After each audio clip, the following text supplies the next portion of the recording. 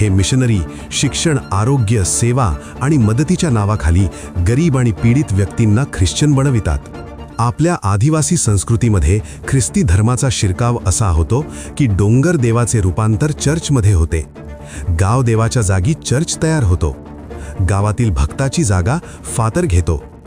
गाव देवीचे रूपांतर मदर मेरीमध्ये होते.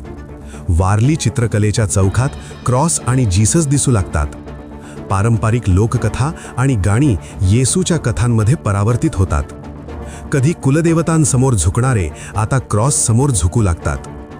पुढे जाऊन आपला आदिवासी समाज पाश्चात्य देशांच्या हातातील कठपुतळी बनतो आणि नवीन राज्य, वेगळे राष्ट्र याची मागणी करू लागतो. ही सुरुवात आहे पोपच्या आदेशानुसार भारताला ईसाई राष्ट्र बनविण्याची.